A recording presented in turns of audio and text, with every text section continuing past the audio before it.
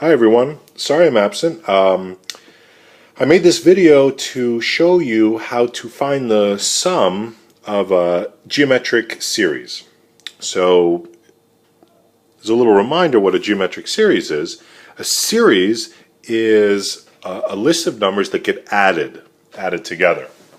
Today we're going to look at two different types of series, both geometric.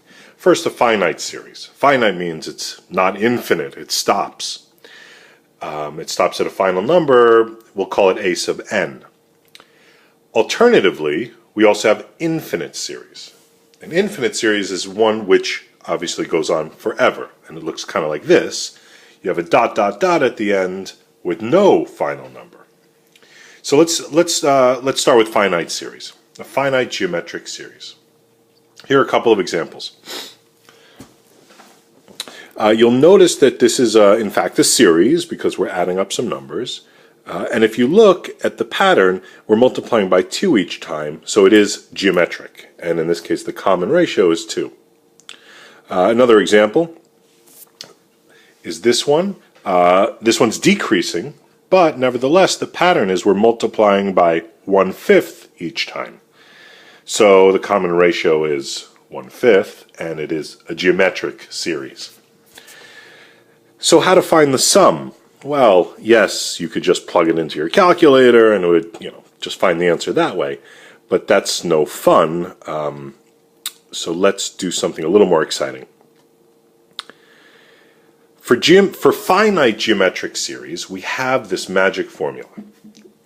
You should all be writing this down in your notebooks right now. Let's take a look at it. S sub n means the sum of the first n numbers in the series. A sub 1 we know is the first term. R, common ratio. N is the number of terms. So let's see how we can use this. Let's look at the first example. The first thing we have to realize is that R is 2. We're multiplying by 2 every time. The next thing, we have 5 terms, so n is 5. And we just can plug everything into the equation now. 3 is the first term, so that's a sub 1. R is 2, n is 5. If we simplify all of this, we find that the sum is 93. And that's it.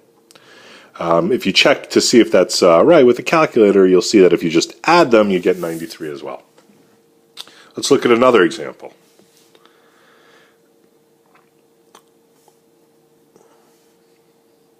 So, we already know that R is 1/5. N, number of terms, well, we have 4 terms, so n is 4. We just plug everything into that magic equation now. And unfortunately, the arithmetic is very annoying. And you'll definitely need a calculator to do this. But you don't really have to think about it. You just plug everything in, and you'll see that the sum is 93.6. Very cool. So this formula will work for any finite geometric series, any one. Now, the more fun one, I think, is the infinite geometric series formula. A couple of examples of infinite geometric series. This is a geometric series. It's infinite. It doesn't stop. But, as you'll notice, the terms get bigger and bigger. So when we add all of these up, we would expect to get an infinite result. Another example of an infinite geometric series is this one. But this one, the terms are getting smaller, and we already saw that the sum is 1. So why does the first one give us an infinite sum? Well, the terms are getting bigger. In the second one, the terms are getting smaller. To say this more mathematically, the first series, R is bigger than 1. In this case, R is 2. In the other one, R is less than 1. R happens to be a half in this case. So when R is less than 1, we can actually find the sum of an infinite geometric series. More specifically, if R is between -1 and 1, then we will get a finite result. And this is the formula we can use. This is the other formula you need to write down. Notice n does not appear in here. Well, of course it doesn't. N is infinity. So all we need to know is the first term and the common ratio. Here's an example. We did this one in class. You may remember what the answer is, you may not, but it doesn't matter, you'll see the answer in a minute anyway. First thing we need to realize is that R is a quarter, is 1/4. And since R is between -1 and 1, we can use this formula. A sub 1 is 1/4, R is also 1/4, and when we simplify this, we get 1/3.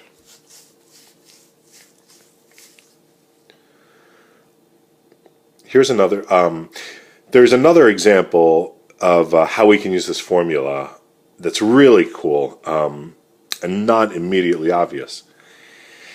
This number, 0.444, repeating, can actually be represented differently. One way that we can write it is this. But another way we can write it is we can write it as a series. This is a series because we're adding some numbers.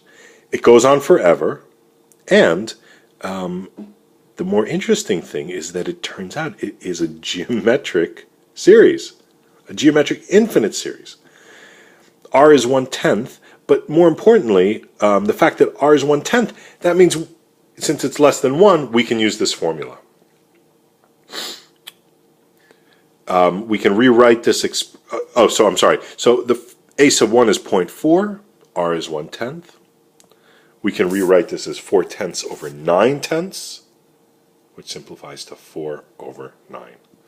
It's a very nice application of how we can change a repeating decimal into a fraction. So those are a couple of ways we can use these formulas. Make sure you've written these down. The first one is for a finite geometric series. The second one's for an infinite geometric series. Remember that in order to use the second formula, R must be between -1 and 1.